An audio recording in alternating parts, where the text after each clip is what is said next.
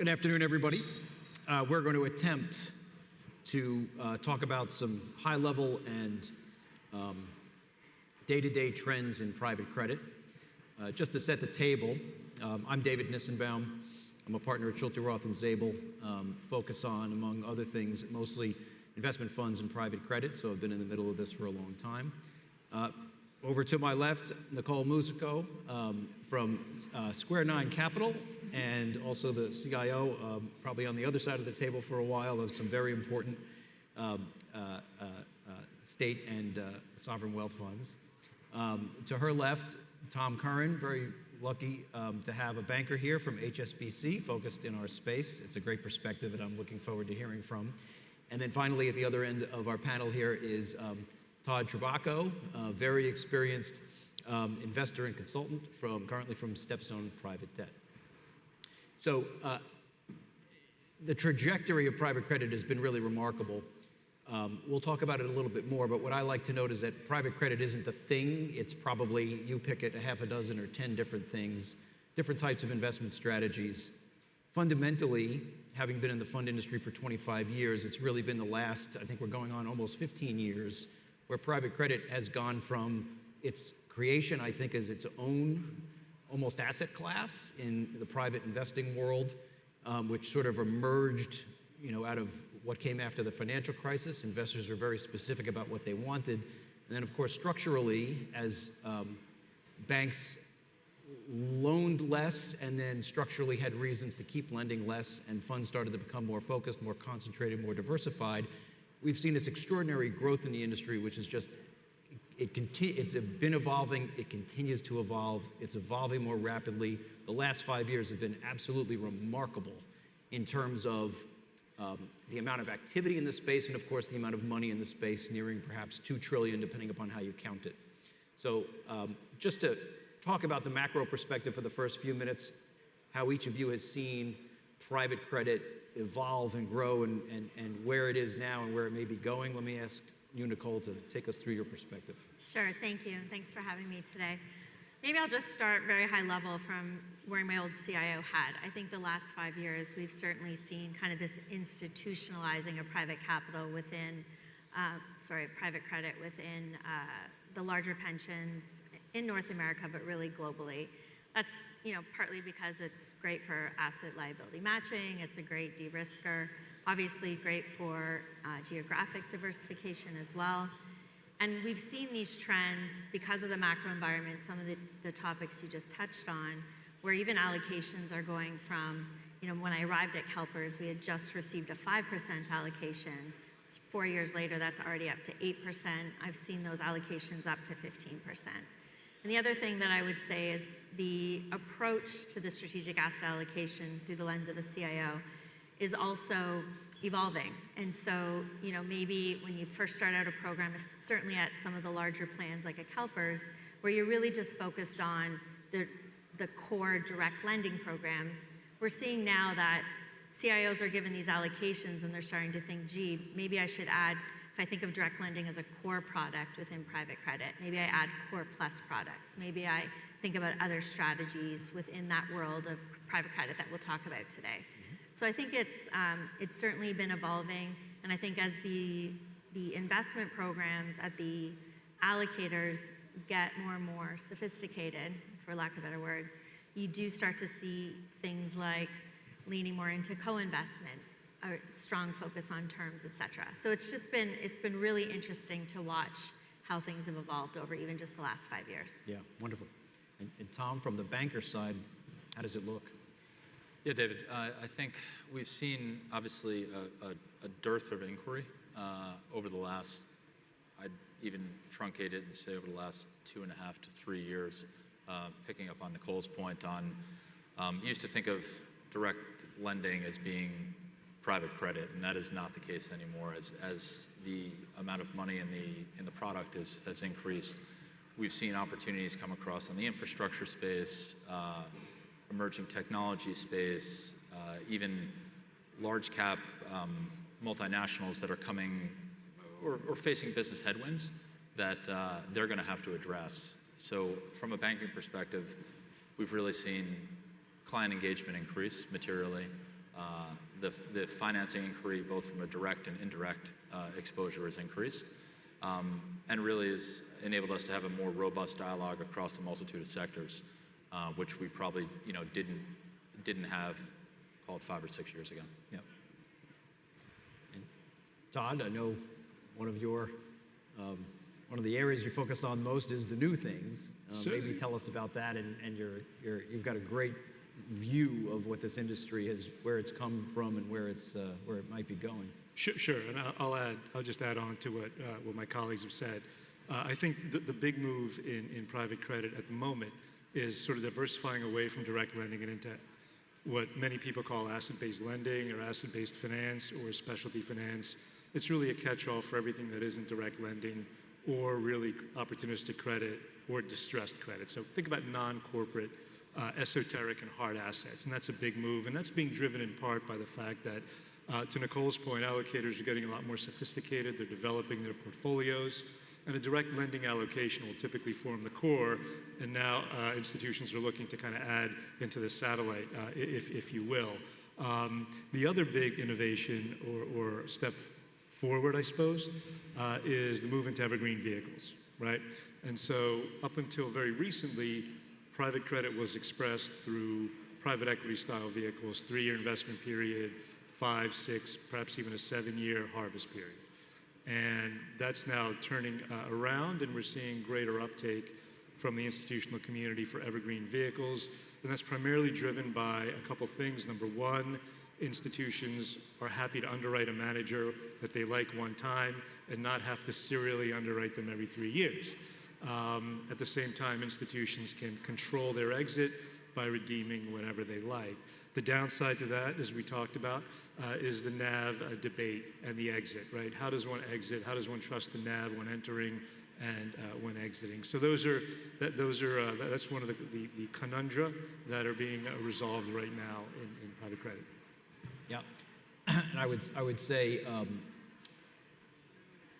we represent quite a good number of private credit firms, and everyone is different. But what I can say, there's some commonality, is almost nobody does one thing, right? And it could be combinations of products, that's the easier thing, but it's also a combination of target investors, and we've absolutely seen, and I think it comes mostly from the credit opportunistic group, where they're just very nimble and they're moving in other directions. So, asset-based lending, right, which is absolutely, I think, the latest strategy in which there may be the most interest. You tend to see this as an add-on, right, to firms that have, medium to larger investment teams, have the wherewithal to understand these kinds of assets, and they're sort of shaping that now. But I'd like to take the discussion maybe more to a strategy level, or wherever you'd like to take it, and maybe ask Nicole to talk a little bit about, I love the term you used earlier was white space, right? There's white space opportunity set in this market. As a simple city lawyer, I can't always see those things as well as you guys can, but I find it incredibly interesting the way you might break down the market and evaluate where the opportunities may be. Sure. I think maybe I'll just start with, wearing my old CIO lens and seeing some of these trends. To use the phrase I used earlier, the white space that I was observing was, we had as I mentioned, a $500 billion portfolio. We had been given this 5% allocation. The team was teeny tiny, small but mighty.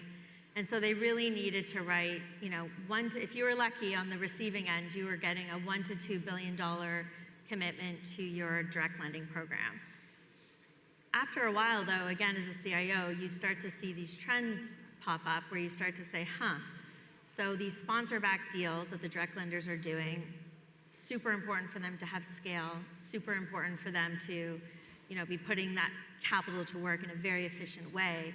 So as more and more of these large, very sophisticated groups started deploying more and more into direct lending, there ended up being a bunch of this white space that showed up. And I hesitate to call it non-sponsor backed, but in many cases they are non-sponsor backed, so they're founder-led businesses or family-led businesses. But there's also a whole realm of sponsors who just don't get the same time and attention from the big direct lenders. And so that was the white space that I was referring to. That's the space that I'm launching Square 9 into, because I think if you think about in North America alone, where at least 80% of mid-market companies are not sponsor-backed. There really is this large white space to go after. So I think it's a really interesting place to get attractive risk-adjusted returns, you know, a 200 to 300 basis point minimum over what the direct lenders are getting. And I think, as we mentioned earlier, allocators are getting more and more nimble, more and more agile to look at new strategies within private credit. I think, in addition to what was mentioned earlier, this non-sponsor backed space is going to continue to be quite interesting. Yeah, interesting. And Tom? Yeah, I think luxury of I guess HSBC has been, you know, originating private credit for 160 years, just in terms of you know, private loans, right? So when Nicole, you know, was mentioning the fact that you know, there's this large white space available for the smaller SMEs, we see that as a large opportunity in the market. We also see, obviously, the sponsor-led transactions as also being, you know, really, you know, a large driver for us. So that can come in the form of either originating and looking to distribute a portion of that to our sponsor clients or to our partners.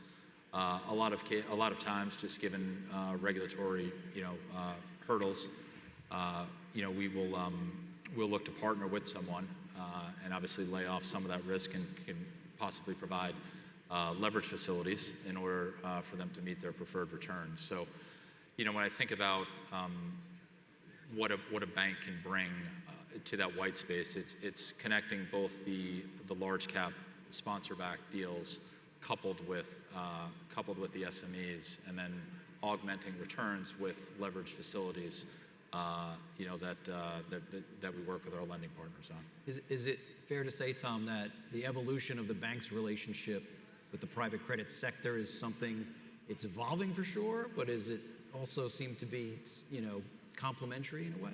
Yeah, I think if you know, seems to be an article every other day about partnerships that are created, and I think partnerships take many different forms. I do think it used to be a bit more of a us-them, and now it's a we. And I think realizing that, you know, you cannot be good at everything. Everyone has their specific niche, and you know, what the variety of managers and capital and flexibility that being provided. As a bank, we're able to touch multiple points, whereas I think before it was a you know, slightly more narrow focus.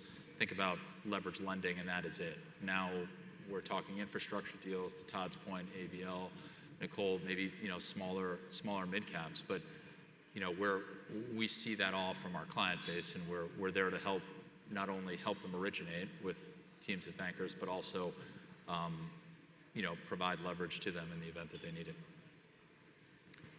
Todd? Yeah, I would say some of those relationships are even deeper. It's less client-lender, right? If you think, and they're formalized. So if you think about the relationship PNC has with TCW, the relationship that Apollo has with Citi, Centerbridge and Wells Fargo, Marathon and Webster, that's much more of a joint effort. You know, you see banks and private credit working together, so it runs the gamut, I'd say. Yeah, really, it also strikes me, it's a version of institutionalization, really, cross-firm, which I thought was very interesting. What we had heard for so many years, let's call it the first phase of direct lending, that length of time, what we got back from our clients was, we're more competitive because we're faster. We're more nimble, we're less bureaucratic, and things like that. But what it looks like we're seeing now in the last few years at least, maybe it even predates that, is a what can we do for each other kind of approach, which strikes me as being a very sophisticated way. And you know, there's competition, but really it feels like we move beyond that in a lot of ways. And perhaps even what we're hearing from some of our clients, especially those in the structured finance space, is, you know, for example, middle market loans feeding middle market CLOs, right? That seems to be yet another evolution there. So maybe that's an example of... I think we've created a much larger ecosystem, right? Where there is, where the opportunity, I think, David, to your point, is again, it's not siloed.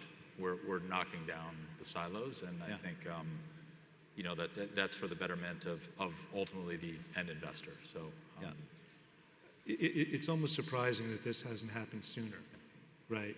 Because if you think about what drives net income for a bank, banks love high RAROC income. RAROC being risk-adjusted return on capital, right? And that usually comes from not putting your balance sheet at risk. You know this, Yes, right, yeah, Tom? yeah. And so if you think about how a private credit lender can take the bulk of the balance sheet, not force the bank to do that, but the bank can still generate income from treasury, from selling life insurance, payroll, trade finance, hedging, all these sorts of things that they can offer they can generate that income without having to burden their balance sheet. It's surprising it hasn't happened sooner. Yeah, I didn't even realize that there were so many different connections which can come out of a relationship like that. And it's actually interesting when you sort of break down and take a look at how some of these, you mentioned a few of the deals that are out there in the market, when you look at who's doing what for whom, the initial presumption was some kind of complicated joint venture. Is it a new business? And in my experience, that's the old way you did things. You got people together, put them under one roof. But what it looks like here, it's not quite that level of integrative complexity, right? And in literally a structure. And from an investment manager point of view, it gets messy quick. From a bank regulatory point of view, it gets very messy quickly. But it seems like it's a more common sense, right? Sort of business-driven approach rather than a let's build a franchise value. It's more of a let's build this complementary, set of services that we can offer. So I think that's just, I've been watching the evolution of how capital is allocated for many years, and this really seems, super interesting, and B, not all that bureaucratic, which is also pretty nice. You're seeing a lot of collaborations on the allocator and manager side as well. Oh, okay. Whether it's, say, groups in Canada who for a long time have had their own in-house expertise, their own in-house capabilities, but they still really benefit from that origination channel that comes from the bulk of the managers. And so you're seeing collaborations there as well. Sometimes it's purely just for knowledge transfer. So a team is very well positioned to underwrite select managers, but they're just kind of learning their way through doing co-investment. And so I'd say, again, over the last 5 years, there's been some really interesting strategic partnerships, SMAs, collaborations happening between managers and allocators as well. And is that, when we, from my perspective, where it's we have an allocator wanting to give money, and sometimes, which is awfully nice, this is the first step, there may be 4 more allocations over time, or even more than that. What's the perspective from the inside? Is it from we found an interesting manager to invest with? Is it very purposefully, let's get to know each other extremely well to be able to grow a relationship? Or is it more opportunistic where you find someone you like and then you see where it goes? No, I think it's very intentional. And I think a lot of the larger direct lending platforms have multiple products as well, multiple strategies that could be very interesting across the top of the house of some of the larger allocators. And so I think there's real intention there. And as I said, the appetite for co-investing across private markets, has never been stronger. And although many say they want the co-investment, not often all of those groups can actually execute. So they're finding ways to get creative with setting up these SMAs or these partnerships so that everyone's winning. You're getting a manager that understands they have a deep-pocketed friend who will commit to multiple funds. And from the allocator's perspective, they know that they're going to learn, they're going to get access to co-investment, and probably most important in their eyes at the moment would be to bring down their fee base. Yeah, interesting. I will say we've seen across the client base for quite a long time, I think thematically some of the Asia-based sovereign wealth funds are interested, and a few of the Middle Eastern, were interested in embedding their people in some of their key relationships to really do the kinds of things that you know. Canada is famous for really having a lot of in-house know-how, I think, which is a little bit feared and a lot respected, from the clients, and some of those relationships have been absolutely phenomenal over the years. It's really, it was a little scary 10 years ago when we heard the aggressiveness of what some of the allocators wanted, but they're still there, and still investing with the clients. So that just strikes me as just another. You can't really bucket, right, private credit on its own. It's got banking and sort of allocator reach there. But anyway, just to move the subject matter along a little bit, maybe Todd, we were talking about who's investing, where are the investors coming from, and what kind of box, what kind of fund or other kind of product are they coming into? Maybe talk about that a little bit. Sure. I'm most familiar with the institutional channel in the United States, which is primarily public plans, and also the retail channel or the wealth channel, for lack of a better term. And we're seeing increased allocations across everything. Institutions are increasing their allocations to private credit. They're diversifying, as we mentioned, away from direct lending and into kind of more asset-based or or specialty finance strategies. And so they're really looking to kind of grow their portfolio. At the same time, we often hear the refrain, I want to do more with fewer managers. So I think that there might be a drive to consolidation, but I think there's still an appetite for institutions to find niche managers that are very good at what they do. The key thing, by the way, in private credit is it's not really so much a spreadsheet finance game, right? It's one about domain expertise. It's one of being able to access, structure, and manage assets that many of us either are unfamiliar with or take for granted. Think about music royalties. Think about, most of us flew here, aircraft leasing, things like that. You've really got to be a real subject matter expert and domain expert to be able to deploy capital into areas like that and others, not only those, in order to generate good private credit returns. I think on the high net worth side, we're seeing a real uptick in demand there as well across the board, and that's in part driven by something much more straightforward, I think, the tremendous resiliency, right? In 2020, we saw some very noteworthy private credit funds that are in the public domain that performed quite well. And I think that gave people a lot of comfort. Now, that doesn't mean that retail investors are moving meaningfully yet into the private credit space through interval funds and BDCs, but they're starting to, and much more so than even 24 months ago. When I started at Cambridge Associates in 2016, you would never's a long time. It was very rare to see an allocation or even discussion of high net worth and private credit.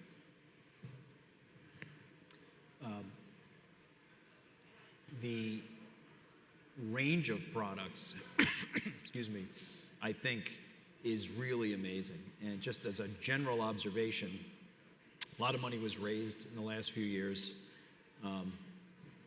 That money needs to be invested. So there's been, from my perspective, people are sort of pausing and saying, all right, well, pausing on both sides, GP side and allocator side, to let that money get to work. But what is happening is time for innovation. So everything you've said, we've got clients, there's multiple segments to the BDC market. So we've got clients doing private BDCs really as just a tax solution. Obviously, there's some very large BDCs out there, mostly used for direct lending. There's been tremendous intrigue and some execution on interval funds, right? The occasional tender offer fund as an offer for liquidity. Liquidity is one of the themes that's starting to emerge. Okay, how are we going to plan for and do that? There's the Evergreen structure, which we'll talk more about in a little while. There's the evolution in this industry. Most of you probably know it was mostly open-end before the crisis, and then there was a big pause, and then everybody said, don't put anything but liquid stuff in an open-end fund, and then we went private equity light, and now we've evolved to Evergreen. Hottest thing in our practice is Evergreen. Everybody wants to move to that. And then co-investments. Execution is hard with co-investing, right? If you're the allocator and you know what you want, that's great, but the GP is hoping to replicate that with a client that can execute in a structure that doesn't cost you a fortune and take 6 months every time. So this is, I think I just rattled off 7 different things here. And while the investment team is working on investing and exits, the IR teams are working on, all right, how do we diversify our offering? How do we tap that next angle? I forgot about insurance. Everybody wants to know how to get money from an insurance company, and there's different ways to do that. So that's been is really just a lot of innovating, a lot of trial, hopefully not a lot of error, but a lot of trial happening right now. But Nicole, we were talking about Evergreen a little bit earlier. Maybe you want to talk a little bit about, your views and perhaps experience with that? Sure. I think it really depends on the investor. We were talking about it in the green room beforehand.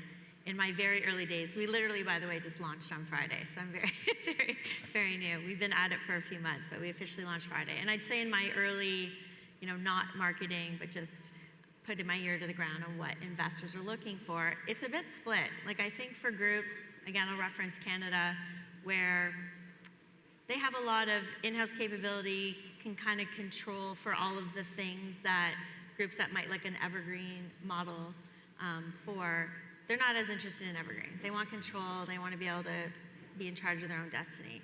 For other groups, I mentioned my prior team at CalPER is in charge of private credit. They're teeny tiny. They've got hundreds of funds coming through the pipeline. The notion of having an Evergreen structure where they can set it and let it ride, and as long as it's performing, they don't have to be re-underwriting, et cetera, is a very attractive proposition. And so I think it really is going to depend. I don't think it's going to become the be-all and end-all. I think there will still be investors that prefer to not be in an Evergreen structure for many reasons. But it's great to see how the technology of how we deploy the capital is evolving and how many options there frankly are for investors out there as we continue down this path. Yeah, I will say a good plug for the investor side. For years, the play was give them what they're familiar with because they're not going to take the time to learn something new. And I will say, especially at let's call it the quality middle market and the larger market, it's, I have to say the business teams at the allocators, at the big institutional investors, are now very open to what works. What can we make work? What do you want that works for you, and how do we make it work for us? Which is great. It allows a conversation. The legal's a little behind, but the business side is right there, which has been refreshing because our clients, I used to tell clients, if you have a great idea, I have a pile of them that never sold $1, but now that's totally gone. Now with the right investor partner, that whole conversation has changed quite a lot. Yeah. And I think that dialogue continuing and that transparency, whether you're leaning more into Evergreen structures or sticking with the more traditional closed-end, I think what can't get lost in all this innovation is just this importance of the connectivity between the managers and the allocators, because, that's how trust is built. That's how long-term, long-standing partnerships have real hold when you feel like it's a real partnership, and that only happens with transparency. Yeah, great observation. So, Tom, we have 2 minutes left. Tell us what you think we should hear. Yeah, I think, we were discussing this in earlier today, is just what's the next evolution in private credit? Transparency, where are we going from here? So, I think a lot has been made, about the fact that, these are non-observable assets. How do we value them? What is the appropriate advance rates, et cetera.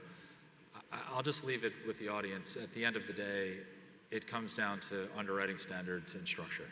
And if you have very good underwriting standards and are well structured, the take up of the investment is going to be fairly substantial. So, I think while new strategies are launched, kind of continually, it does come back to credit. It comes back to cash flows. It comes back to knowing your companies. And I don't think that is going to change in the next 5 years, the next 10 years, or the next 20 years. Yeah. Todd, do you want to wrap it up for us? So I think what Tom said was right on the transparency bit.